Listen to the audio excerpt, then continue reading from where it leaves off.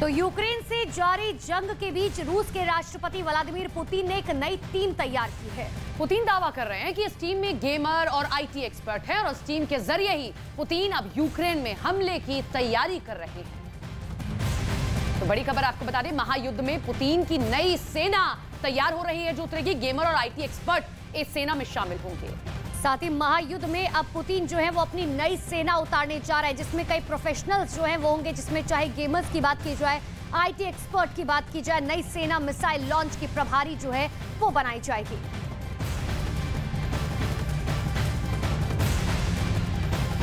तो रूस और यूक्रेन के बीच जारी युद्ध के कई महीने बीत गए, लेकिन ये युद्ध हर दिन एक नया इतिहास लिख रहा है। रूस के हमले पर यूक्रेन का पलटवार हर मर्तबा पुतिन के हमले से कहीं ज्यादा जोरदार हो रहा है।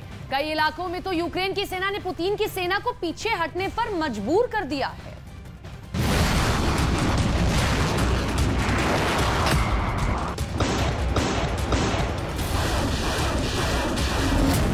पुतिन ने हैकर आर्मी बनाई।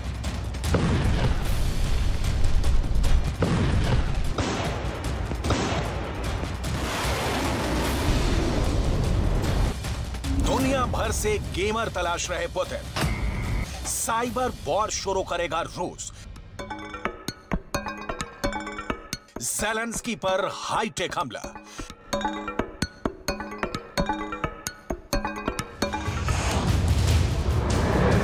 जिस युद्ध का नतीजा ये मिसाइल नहीं निकाल पाए, जिस युद्ध को ये टैंक नहीं पलट पाए, जिस जंग की बाजी को जंगी जेट नहीं जीत पाए, उस युद्ध में अब बहुत बड़ा होगा, विस्फोटक होगा, विध्वंसक होगा।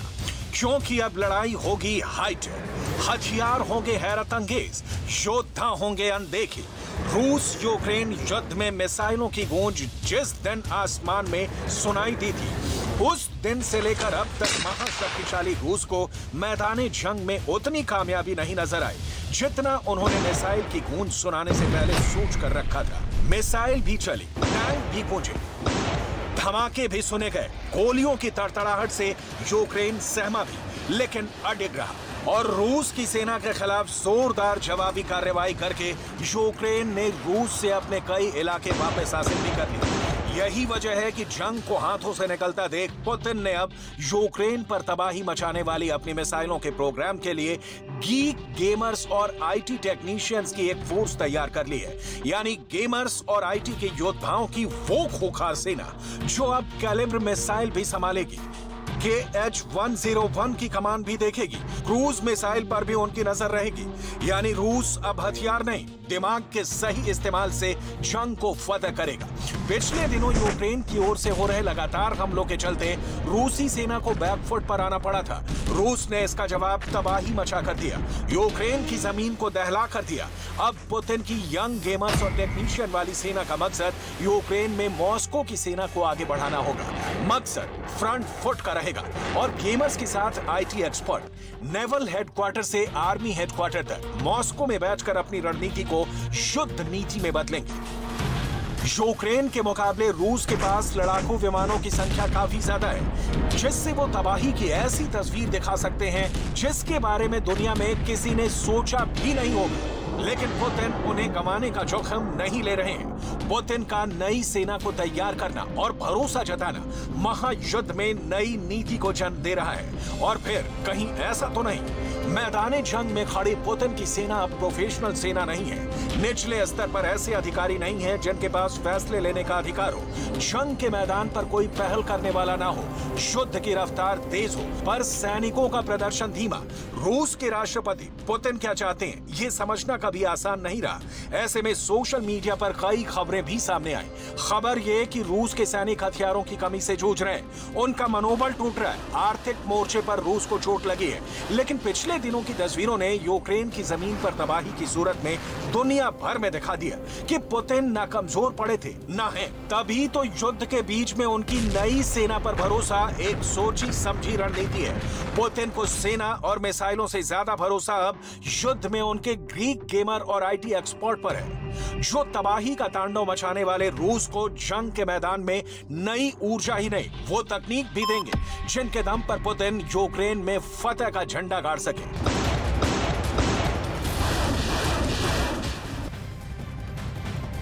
अब यूक्रेन के पलटवार का रूस के राष्ट्रपति पुतिन ने काट ढूंढ लिया है। पुतिन ने एक बटालियन तैयार की है। बताया गया कि इस बटालियन में आईटी एक्सपर्ट भी है और गेमर भी हैं। मतलब पुतिन ज़ेलेंस्की के हमले का अब हाईटेक जवाब देने को तैयार हैं। पुतिन की है हाईटेक, लेकिन क्रूर सेना कैसी है, स्पेशल रिपोर्ट में समझिए।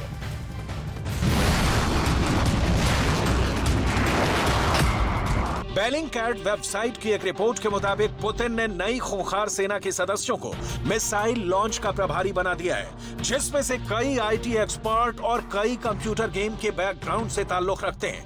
इनमें से कई ने 2016 से 2021 के बीच सीरिया की राजधानी दमिश्क में रूस के सैन्य कमांड सेंटर में भी काम किया था। उस वक्त पुतिन की सेना ने देश में क्रूज मिसाइलों को तैनात किया था।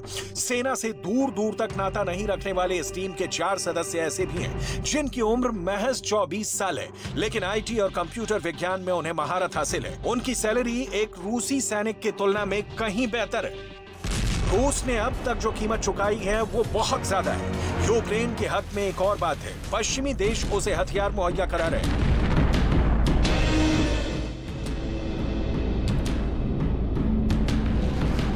लेकिन पुतिन अकेले दम पर जंग के मैदान में खड़े हैं। अपनी रणनीति को वो युद्ध में इस्तेमाल कर रहे हैं। Вот сейчас, когда мы столкнулись и с необходимостью решать более быстрыми темпами вопросы, связанные с обеспечением специальной военной операции и связанные с борьбой с теми ограничениями в сфере экономики, с которыми мы столкнулись.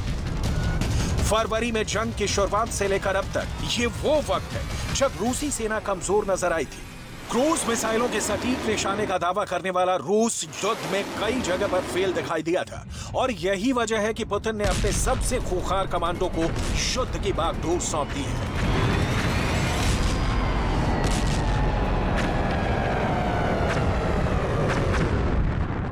पुतिन की इस खूंखार सेना की कमान कर्नल इगोर बैगन्युक के हाथों में रहेगी, जिन्हें इससे पहले सीरिया में उनके काम के लिए सम्मानित भी किया जा चुका है। 8 महीने की जंग के बाद भी रूस की कामयाबी यूक्रेन के पूर्व में और दक्षिण में कुछ इलाकों तक ही सिमटी रही है। पिछले कुछ दिनों में यूक्रेन ने जोरदार पलटवार करते हुए उत्तर पूर्व में खार्किव इलाके पर रूस से 6000 वर्ग किलोमीटर से ज्यादा इलाका छीन लिया है, जिसके बाद रूस की रणनीति पर सवाल उठने लगे थे। जिसके बाद पुतिन ने राष्ट्र के नाम जारी संदेश में 3 लाख सैनिकों की लामबंदी का आदेश जारी किया था। Уже заканчивается. Сейчас в войсках-формирователях 222 тысячи человек мобилизованных из 300 тысяч. Думаю, что в течение, примерно в течение 2 недель все мобилизационные мероприятия будут завершены.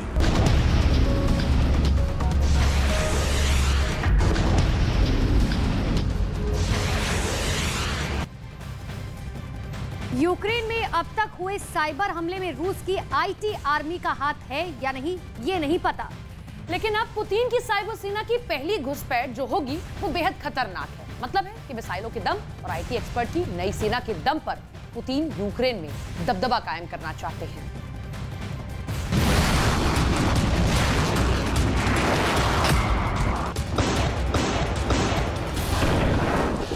अभी ये साफ नहीं है कि पुतिन की इस युद्ध नीति से क्या बदलेगा।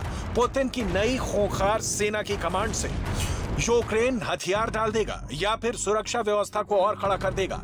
आईटी एक्सपर्ट की टीम ज़ेलेंस्की को कोड गेम ट्रैप कर लेगी। वॉर रूम में ज़ेलेंस्की की सीक्रेट चैट क्या पुतिन को जीत दिला देगी? यूक्रेन पर अब तक हुए साइबर हमले में रूस की आईटी आर्मी का हाथ है या नहीं, ये नहीं पता। लेकिन अब पुतिन की साइबर सेना की पहली घुसपैठ जो होगी वो ये कि वो डिनायल ऑफ सर्विस लॉन्च करें ताकि यूक्रेन के टारगेट्स को बर्बाद किया जा सके। इसमें सरकारी संस्थान, यूक्रेन के बैंक और यूक्रेन के बिजनेस सेंटर शामिल हैं, और इसी तरकीब पर वो आगे भी बढ़ रहा है। रूस ने पिछले 2 हफ्तों में यूक्रेन पर जबरदस्त हवाई हमले किए हैं। इन हमलों के चलते यूक्रेन की राजधानी कीव समेत कई शहर तकरीबन तबाह हो गए। यूक्रेन के 50% पावर स्टेशन बर्बाद होने से लाखों लोग अंधेरे में रहने को मजबूर हैं, तो कई इलाकों में पानी की सप्लाई पर भी असर पड़ा है। पुतिन वो सब कर रहे हैं जो उन्हें महायुद्ध में जीत के करीब ले जाएगा। पुतिन अगर अपनी साख बचाकर रखना चाहते हैं और अपने नागरिकों का सम्मान हासिल करना चाहते हैं तो फिर उन्हें हर हाल में यूक्रेन में जीत हासिल करनी होगी। रूस अपनी ताकत के लिए दुनिया में जाना जाता है। मिसाइलों की फहरिस्त उसके दुश्मनों के हौसले को तोड़ देती है।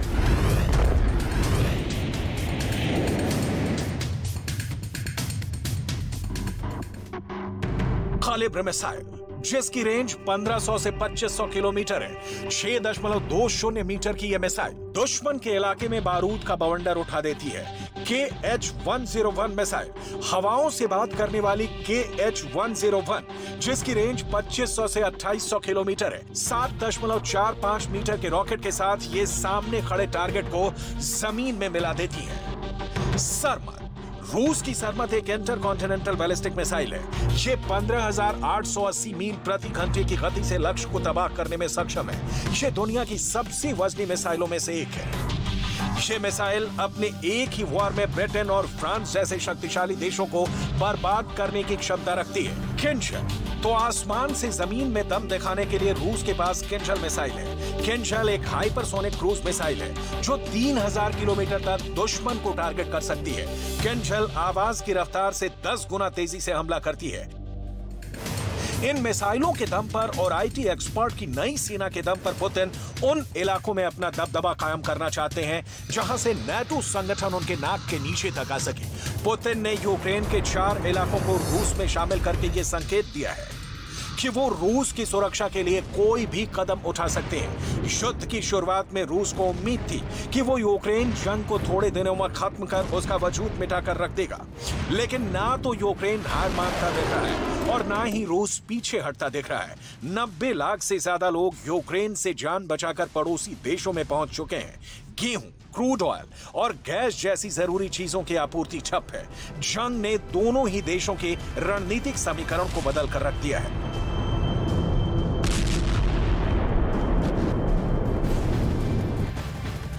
तो रूस और यूक्रेन के बीच डर्टी बम्पर मची रार थमने का नाम नहीं ले रही है। और अब खबर ये आ रही है कि यूनाइटेड नेशन की न्यूक्लियर एजेंसी IAEA रूस के उन दावों की जांच करेगी जिसमें रूस ने यूक्रेन पर डर्टी बम के इस्तेमाल की साजिश करने का आरोप लगाया है। दावा यह भी किया जा रहा है कि इस जांच के लिए IAEA की टीम यूक्रेन में 2 जगहों का दौरा करने वाली है।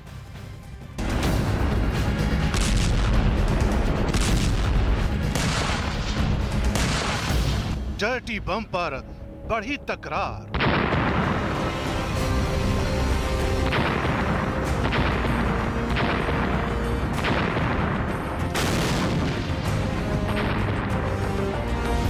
रूस के आरोपों की होगी जांच।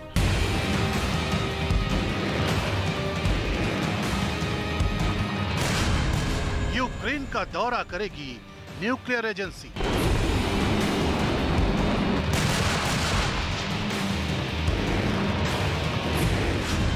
डर्टी बम पर कौन सच्चा कौन झूठा?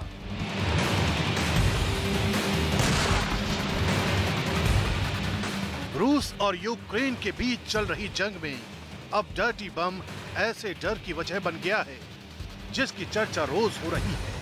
यही वजह है कि यूनाइटेड नेशन की इंटरनेशनल एटॉमिक एनर्जी एजेंसी यानी IAEA दूध का दूध और पानी का पानी करेगी। ये एजेंसी पता लगाएगी कि डर्टी बम को लेकर यूक्रेन पर जो आरोप रूस लगा रहा है उनमें कितना दम है, और इसके लिए IAEA की टीम यूक्रेन में 2 जगहों का दौरा करेगी, क्योंकि रूस दुनिया को यही बता रहा है कि यूक्रेन उसके खिलाफ डर्टी बम का इस्तेमाल कर सकता है।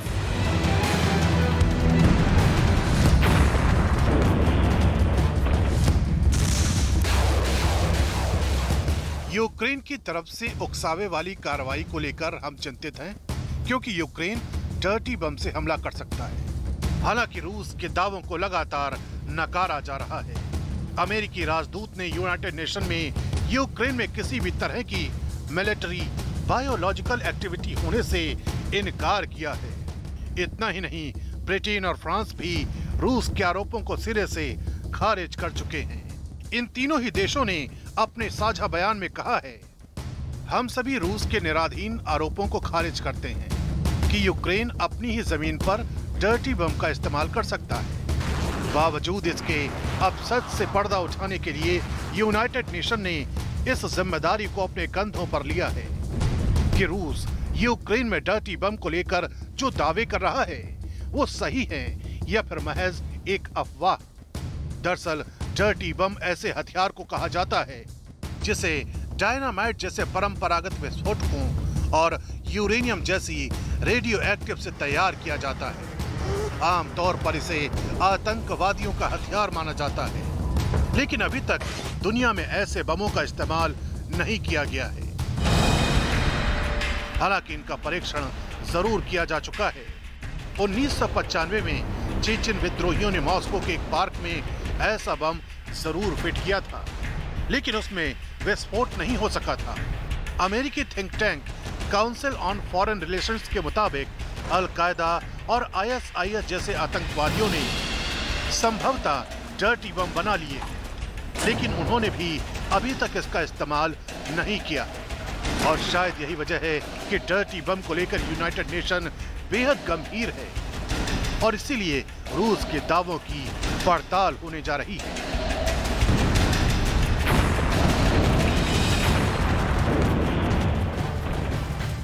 तो रूस यूक्रेन युद्ध के बीच रूस के राष्ट्रपति व्लादिमीर पुतिन ने पीएम मोदी की तारीफ की है। पुतिन ने पीएम मोदी को सच्चा देशभक्त बताया, तारीफ करते हुए और कहा कि भारत का भविष्य शानदार है। और साथ ही पीएम मोदी की विदेश नीति जो है वो बहुत ज्यादा स्वतंत्र है। पुतिन ने पीएम मोदी के लिए कहा कि पीएम मोदी ने भारत के हित में कई फैसले लिए हैं और वो मुश्किलों से निपटने में सक्षम हैं। तो व्लादिमीर पुतिन ने कल दरअसल प्रधानमंत्री नरेंद्र मोदी की तारीफ की है और तारीफ करते हुए ने सच्चा देशभक्त बताया और बड़े फैसले लेने वाला नेता भी बताया है कि किस तरीके से पीएम मोदी स्वतंत्र फैसले लेते हैं। हम आपको ये बताते हैं एक एक कर सिलसिलेवार तरीके से कि आखिर कैसे पीएम मोदी की तारीफ की है व्लादिमीर पुतिन ने। तो देखिए, रूस यूक्रेन युद्ध के बीच सारी बड़ी खबरें आपको बता रहे हैं, लेकिन सबसे बड़ी खबर यह कि रूस के राष्ट्रपति पुतिन ने प्रधानमंत्री नरेंद्र मोदी की दिल खोलकर तारीफ की है। सबसे पहली बात कही कि प्रधानमंत्री नरेंद्र मोदी जो है वो सबसे बड़े और सच्चे देशभक्त हैं और इसी के साथ में आगे कहा कि पीएम मोदी की स्वतंत्र विदेश नीति रही है। अपने लोगों के हित में वो ऐसे फैसले लेते हैं जो विदेश नीति को और ज्यादा मजबूत करते हैं। तो विदेश नीति के साथ साथ और भी बहुत महत्वपूर्ण बातें जो है कि कही गई पुतिन की तरफ से, जिसमें उन्होंने कहा कि अंतर्राष्ट्रीय मामलों में और भारत की भूमिका बढ़ेगी। जिस तरीके से प्रधानमंत्री नरेंद्र मोदी बड़े बड़े फैसले लेते हैं, उससे अंतर्राष्ट्रीय मंच पर भारत की भूमिका लगातार बढ़ रही है। तो अंतर्राष्ट्रीय पटल पर किस तरीके से भारत की साथ बढ़ रही है उसका जिक्र किया, लेकिन इसी बीच आपको रूस यूक्रेन युद्ध से जुड़ी बड़ी खबर बताते हैं। जंग के बीच में खबर, जहां रूस के राष्ट्रपति पुतिन ने अपना dead hand nuclear plant active कर दिया है। इस डेड हैंड सिस्टम को रूस में पैरामीटर के तौर पर भी जाना जाता है। दावा यह भी किया जा रहा है कि डेड हैंड सिस्टम न्यूक्लियर हमले को उसकी लाइट, रेडिएशन और भूगर्भ एक्टिविटी से डिटेक्ट किया जाता है। इतना ही नहीं, रूस के पास दुनिया में सबसे ज्यादा यानी कि करीबन 6000 परमाणु बम हैं, जिसमें करीबन 1600 बम एक्टिवेट किए गए हैं। और इस वक्त पूरी दुनिया में हड़कंप मचा हुआ है। रूस के राष्ट्रपति पुतिन ने अपना dead hand nuclear plant active कर दिया है। वहीं अमेरिकी राष्ट्रपति बाइडेन ने पेंटागन को हाई अलर्ट मोड पर कर दिया। मतलब यह है कि अब सिर्फ एक चिंगारी की देर है और फिर परमाणु धमाके से बच पाना मुश्किल ही नहीं, नामुमकिन होगा, क्योंकि उंगलियां रेड बटन पर हैं।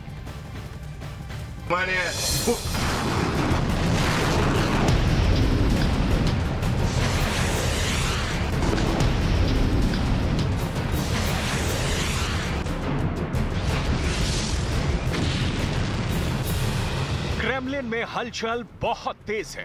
पुतिन आर्मी के टॉप कमांडर, रूस के खुफिया एजेंसी KGB के सीक्रेट एजेंट और अपनी कोर न्यूक्लियर टीम के साथ एक्शन में है। सामने यूक्रेन का नक्शा है। नक्शे पर यूक्रेन के सारे परमाणु संयंत्रों की डिटेल है। रिवनो, शेमेलनित्स्की, साउथ यूक्रेन, जापोरेजिया। यूक्रेन का दावा है कि पुतिन उसके न्यूक्लियर पावर प्लांट में ही डर्टी बम बना रहे हैं। इधर पुतिन ने रूस का न्यूक्लियर बम दागने वाला डेड हैंड सिस्टम एक्टिव कर दिया है।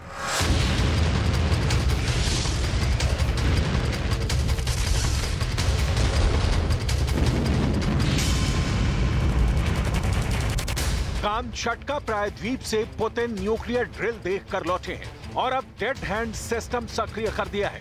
पुतिन का मैसेज लाउड एंड क्लियर है। एटम अटैक के लिए उंगली बटन पर है।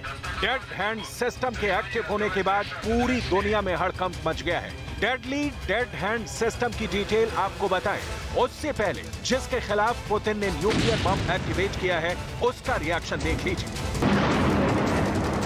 अमेरिका के राष्ट्रपति जो बाइडेन पेंटागन के अपने टॉप डिफेंस स्टाफ से न्यूक्लियर बम एक्टिव करने के प्रोसेस पर चर्चा कर रहे हैं। पुतिन के किसी भी परमाणु हमले को वक्त रहते नेस्तोनाबूद करने के लिए बाइडेन के सामने रूस का नक्शा है। प्लान है कि पुतिन ने कोई भी परमाणु गलती की तो निशाना सीधे मॉस्को होगा।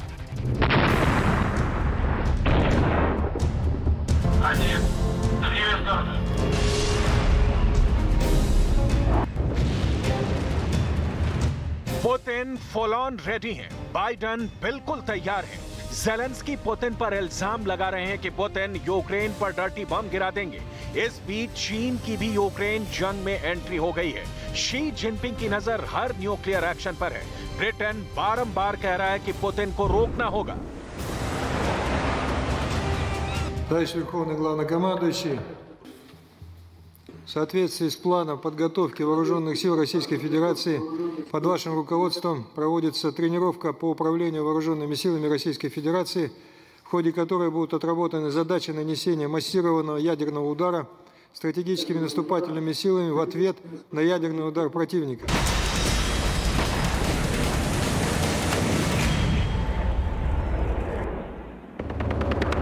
वक्फ बोर्ड की फंडिंग पर आरटीआई में खुलासा। केजरीवाल सरकार ने दिल्ली वक्फ बोर्ड को 2015 में 100 करोड़ और 2021-22 में करीब 62 करोड़ रुपए जारी किए। बीजेपी ने आम आदमी पार्टी को घेरा। केंद्रीय मंत्री किरेन रिजिजू ने की कश्मीर पर नेहरू की नीतियों की आलोचना। न्यूज 18 से की गई खास बात में कहा, कश्मीर पर नेहरू जी की गलतियों को पीएम मोदी ने सुधारा है। 1947 चीन और पाकिस्तान को जवाब देने के लिए सीमा पर भारत की बड़ी तैयारी। रक्षा मंत्री राजनाथ सिंह आज करेंगे 75 प्रोजेक्ट का लोकार्पण। 2 हेलीपैड और एक जीरो कार्बन हैबिटेट को करेंगे देश को समर्पित।